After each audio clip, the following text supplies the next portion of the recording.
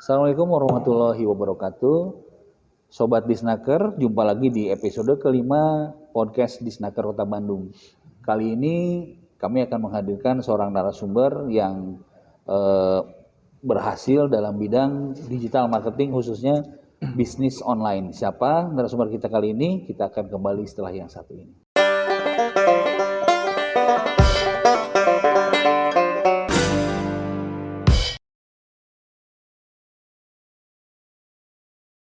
Sobat Disnaker, kita langsung saja. Telah hadir di sebelah kiri saya seorang narasumber. Mungkin beliau akan langsung memperkenalkan diri, siapa beliau, bagaimana kiprahnya selama ini, bagaimana keberhasilannya, suka dukanya dalam melaksanakan bisnis online di Kota Bandung. Kelihatannya banyak sukanya dibanding dukanya. Kalau melihat profilnya sangat bahagia. Silakan Kang, diperkenalkan terlebih dahulu. Baik, Assalamualaikum warahmatullahi wabarakatuh. Terima kasih Pak Irfan yang sudah mengundang saya ke acara Disnaker, dan salam juga kepada sahabat Disnaker dimanapun berada, dan mudah-mudahan pertemuan kita kali ini mendapatkan manfaat, dan insya Allah saya diajak untuk berbagi ya, sharing terkait pengalaman bisnis online saya yang sudah lama itu.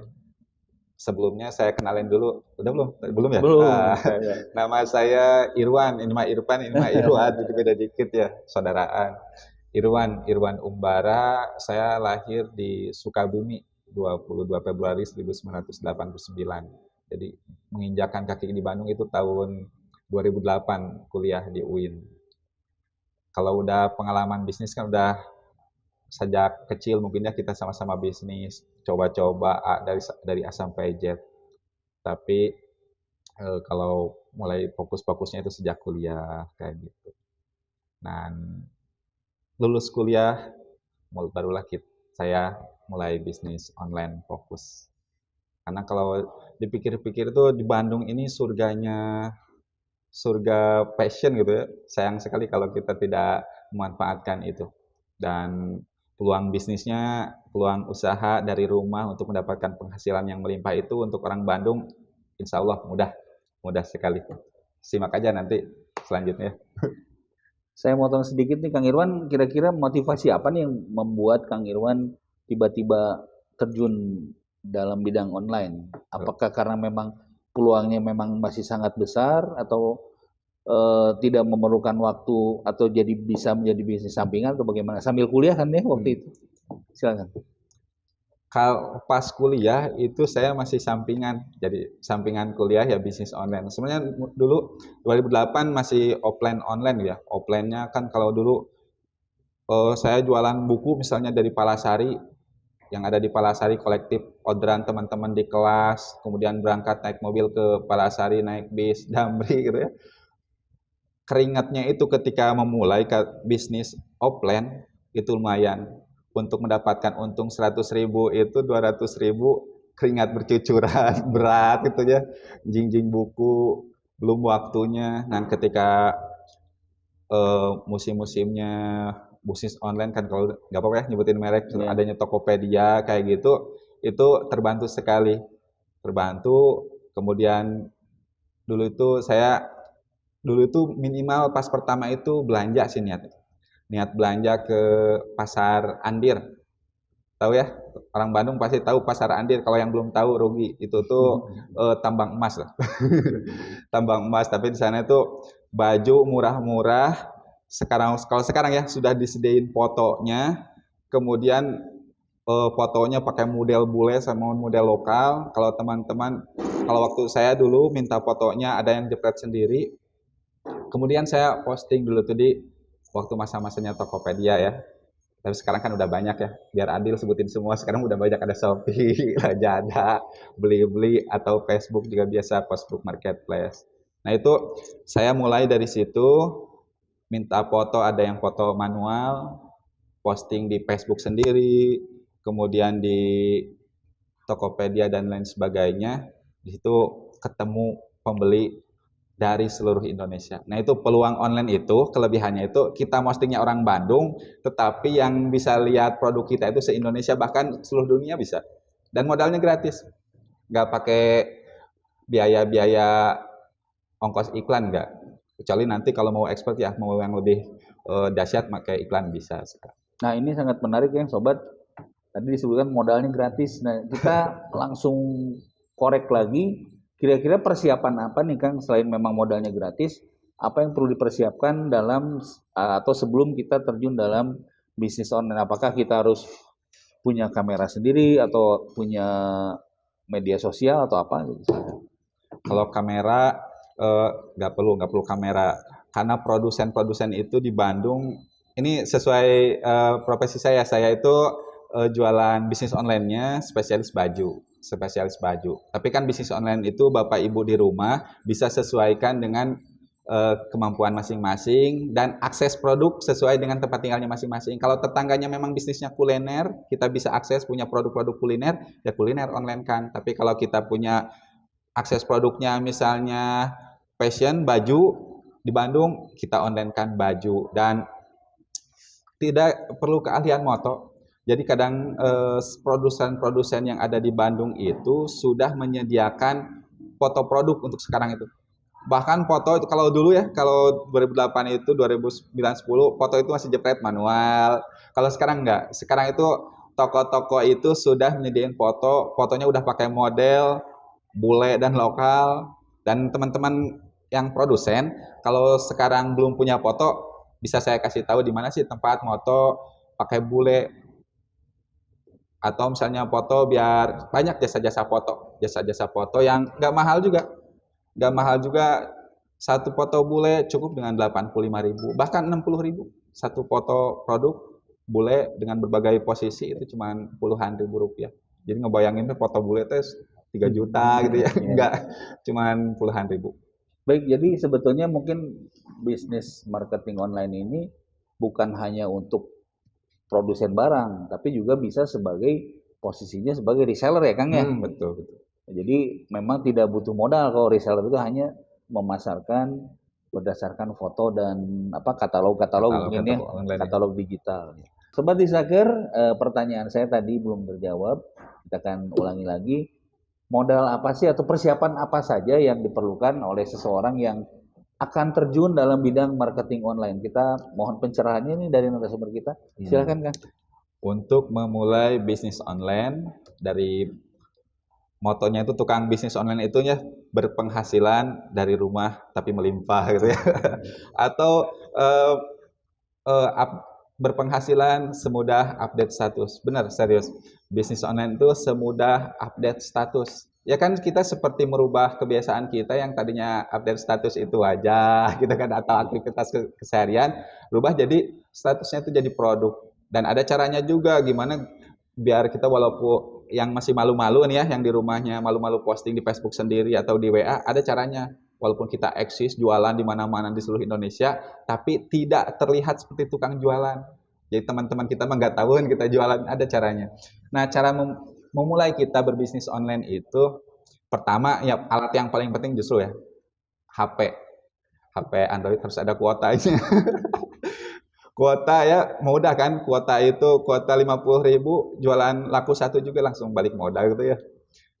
HP wajib, kemudian penunjangnya kalau mau nomor HP-nya juga nomor HP yang cantik gitu ya biar dikhususkan. Kalaupun yang sudah ada tidak apa-apa. Cuman biasanya nomor HP cantik itu nambah kepercayaan pembeli kan, HP-nya belinya juga mahal gitu ya, cantik. Karena kebanyakan sekarang musim penipu online justru. Saingan kita nih penipu online. Kita jualan online jujur banyak yang penipu online yang udah berhasil nipu ganti nomor, kemudian juga rekening, kan kita mau dapat transferan orang nih, jadi punya rekening itu wajib. Pastikan ketika punya rekening itu daftar ini internet banking atau mobile bankingnya biar mudah cek mutasi kayak gitu. Kemudian barulah kita mencari produk yang mau dijual. Nah, tadi udah disampaikan di awal bahwa di Bandung itu surganya passion. UKM di Bandung itu keren-keren, kreatif-kreatif. Datang ke pasar baru itu ada puluhan ribuan produsen. Datang ke pasar Andir, itu ada ribuan produsen. fashion, sepatu. Datang ke Cibaduyut, produsen sepatu. Datang ke Gede Bage, itu pusatnya sepatu, tas, barang-barang apa nih? Second itu juga itu peluang. Dan kenapa laku gitu ya pertanyaannya ya? Kan mikirnya bisa nggak pede ya, kira-kira laku, boleh jualan aja. Pasti laku. Kenapa pasti laku? Gini logikanya. Kan tekstil itu banyak kan di Bandung ya. Kain di Bandung, produsen konveksi di Bandung. Sehingga biaya produksi dan lain itu harga kadang lebih murah. Belum kreatifnya yang motifnya banyak. Peluang pasar kita se-Indonesia luas. Sumatera, Kalimantan, Sulawesi, Papua. Di sana harga, ini rahasia tapi kalau celana jin di Bandung misalnya belinya ke produsen 70.000, kira-kira Bapak Ibu di rumah lihat postingan atau di Kalimantan, Sulawesi, ini orang Kalimantan kalau nyimak, kira-kira beli di toko berapa celana jin?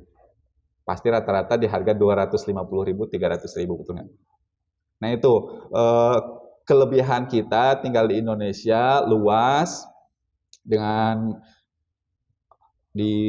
sangat luas, tapi ditunjang juga dengan kurir yang sekarang sudah komplit. Kurir harganya sudah kompetitif. Nah orang Bandung ini peluang untuk memasarkan produk-produk yang ada di Bandung ke seluruh Indonesia. Lewat apa? Lewat media sosial dari mulai WA, Facebook, kemudian Instagram, bahkan sekarang mah TikTok, rame jualan di TikTok.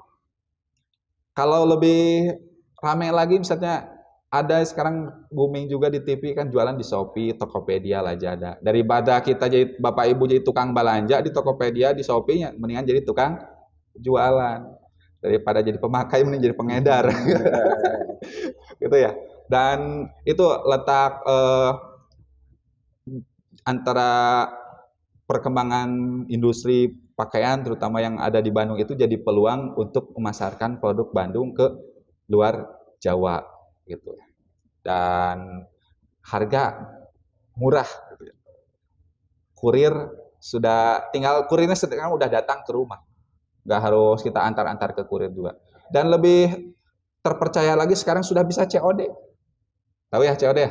Bapak Ibu udah sering kan datang belanjaan ke rumah bayar ke kurirnya tiba-tiba. Nah itu COD. Dan Bapak Ibu di Bandung bisa jualan ke Papua, bayarnya orang Papua bayarnya COD, bayarnya ke kurir. Itu kan pasti mempermudah untuk laris jualan karena percaya, nggak takut ditipu lagi. Gitu. Dan apalagi ya? Terkait jualan online, selain tadi udah HP, nomor HP-nya rekening harus punya karena banjir orderan, kemudian punya akun sosial media, bisa manfaatin Facebook, WA, Instagram, Shopee, Bukalapak, Tokopedia juga di marketplace itu bisa dioptimalkan buat jualan. Gitu Bapak Ibu semua. Nah, Sobat Tisnaker itu sebuah modal awal ya persiapan. Tapi kuncinya apa Kang? Apakah kuncinya berada pada ketepatan waktu dalam bisnis ini atau dalam konsistensi kita dalam berbisnis? Nah, kalau dulu mungkin bisa jadi jualan itu lama sampai lakunya benar. Kalau jualan online tuh bisa jadi kalau sekarang itu hari ini posting bisa jadi hari ini ada yang beli. Tapi kadang semakin hari semakin lama tadi itu konsistensi kita dalam berbisnis itu baru itu akan membangun bisnis kita yang tadinya misalnya sehari cuman lakunya sapotong atau 1 piece. Itu kan kalau lama-lama itu kan bisa jadi laku sehari 2 piece, 3 piece.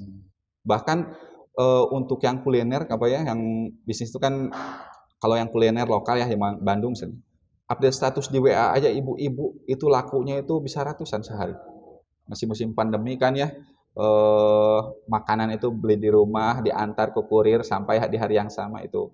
Jadi konsistensi tentu semuanya tidak bisa dicapai dengan sekali posting, besok libur. Posting hari ini, ada yang ngechat pagi, dijawabnya siang. Tentu itu sangat mempengaruhi perkembangan kita dalam berbisnis online. Tekun, pantang menyerah, bisa jadi pas pertama ada orderan, kemudian kita kirim, ternyata salah kirim barang.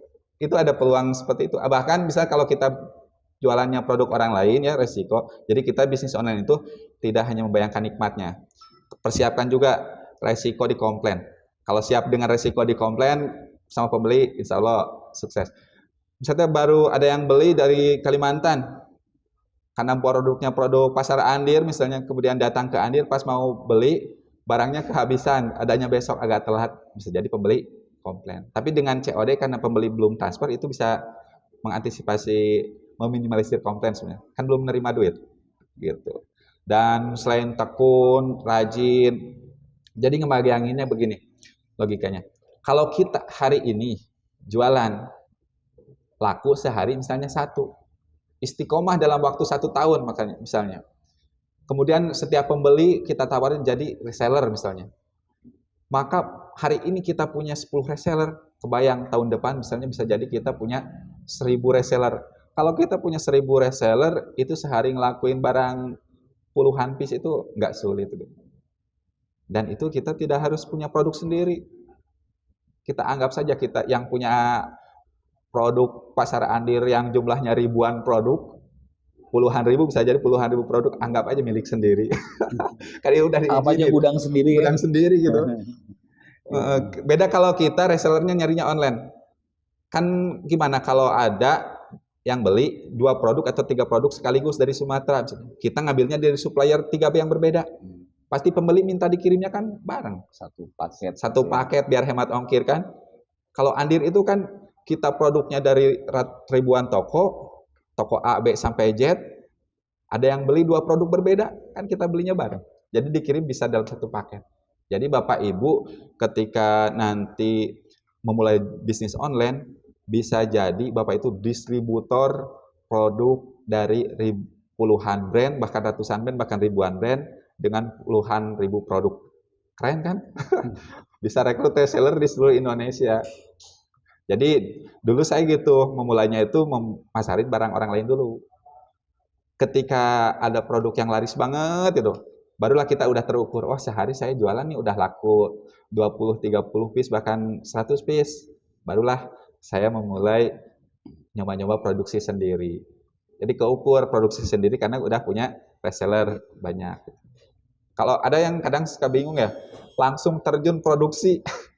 Pas terjun produksi, bingung jualnya. Jadi mendingan menyiapkan dulu marketnya kayak gitu sih. Baik Sobat Disnaker, sangat menarik apa yang tadi disampaikan oleh Kang Irwan. Sebetulnya bisnis ini bisa jadi bisnis sampingan juga ya Kang ya? Untuk kita-kita yang sudah ada pekerjaan gitu bisa juga kan seperti itu. Sobat Disnaker, kita balik lagi nih di acara podcast. Sekarang segmen terakhir di mana biasanya kita meminta narasumber untuk memberikan tips dan trik. Nah ini yang paling penting.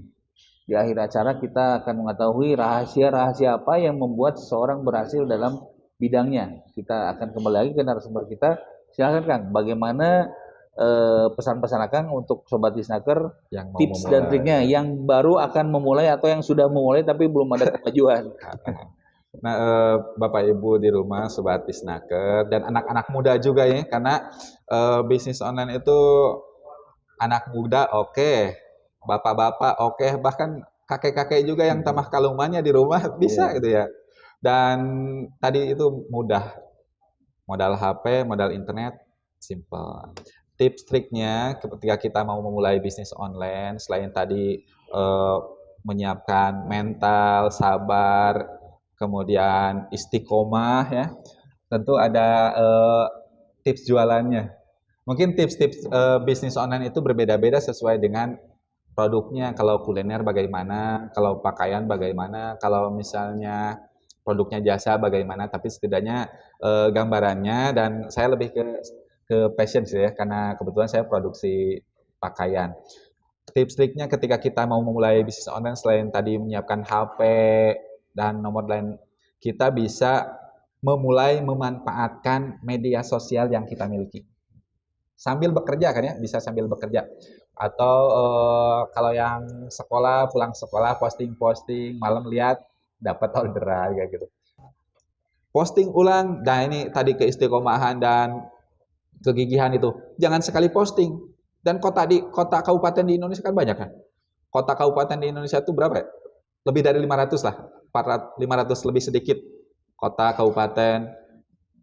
Kita kebayang nggak kalau kita posting di 500 kota kabupaten, satu produk aja posting di kota A, kota B, kota C, dan yang lihatnya itu banyak, itu peluang larisnya pasti lebih tinggi. Berbeda kalau kita posting cuma sekali. Pas nggak ada yang beli sehari langsung melempem, ya itu nggak boleh. Jadi harus gigih semangat. Bayangin masa depan bahwa kalau kita istiqomah pasti hasil. Kemudian kalau kita postingnya, ini contoh posting di Facebook Marketplace. Kalau tipsnya di Facebook Marketplace itu judul harus dibuat menarik. Kalau foto udah menarik juga, biasanya di produsen sudah nyediain foto. Bisa Bapak Ibu edit lagi, tambah frame saja, atau tambah nomor HP di fotonya, atau tambah logo-logo, bisa bayar di tempat. Kemudian deskripsi buat alami aja, menarik, semenarik mungkin, tapi alami. Banyak ada yang sekarang ada yang ngisah dulu gitu, kalau yang status Facebook ya. Musim tuh yang bikin status kisah ya, di bawahnya itu promo produk, itu banyak. Nah, kemudian untuk yang belum punya foto bisa foto produk yang menarik. Kalau yang bingung misalnya mau tahu di mana sih kan tempat foto, bisa tanya aja di bawah ya, nomor HP saya. Di mana tempat foto, kalau mau foto bule, mau foto lokal, mau foto anak muda, itu bisa, mau video juga, dan itu tarifnya murah. Foto itu puluhan ribu untuk satu foto bule kayak gitu. Selain Facebook Marketplace, kita jangan lupa di status WA juga. Status WA rutin, dan setiap pembeli yang udah pernah belanja ke kita, kalau saya itu di save nomornya, ditawarin jadi reseller. Kemudian sama di Facebook, di Shopee, Bukalapak, Tokopedia, Lazada, sebutin semua biar adil. Beli-beli. Atau Bandung itu ada orang Bandung asli, Evermos kayak Bandung ya, ada Bandros. Itu kita bisa jadi reseller di situ dengan banyak produk, posting ulang di Facebook atau lintas marketplace dari Evermos atau dari Andir, posting di Shopee kayak gitu. Ada tips-tipsnya lagi kalau di Shopee, selain foto, deskripsi, klik naikkan produk, ada juga yang beriklan berbayar. Jadi mungkin nggak cukup hari ini untuk bahas bagaimana caranya, tips dan trik lebih lengkap. Tapi kalau saya welcome sih kalau mau nanya-nanya via WA 24 jam dibalasnya pas muka HP tapi. Jadi kalau mau datang ke tempat saya juga boleh. Workshop saya, tempat online saya di Cikadut, Jalan Jamaras 4 nomor 12.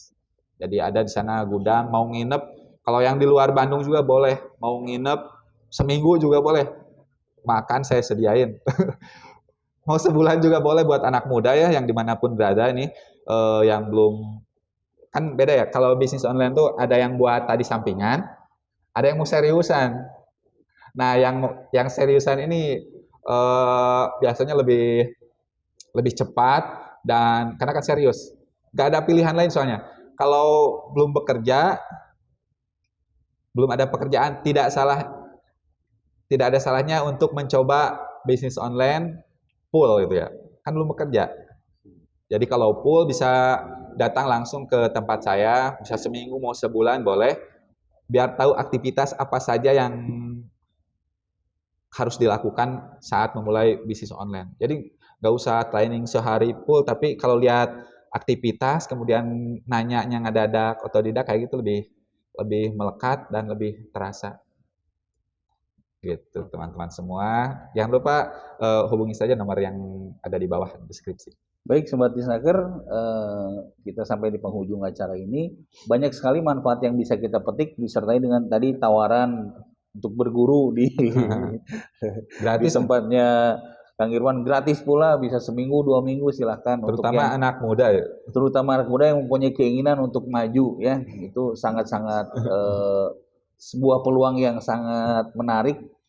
Mungkin juga kalau rekan-rekan tertarik, kalau tidak sempat membaca di deskripsi. Silahkan bisa datang ke Disnaker Kota Bandung. Nanti kita akan bisa sambungkan dengan narasumber kita. Terima kasih, mudah-mudahan bermanfaat. Billahi taufik wal hidayah. Assalamualaikum warahmatullahi wabarakatuh. Nuhun, Kang.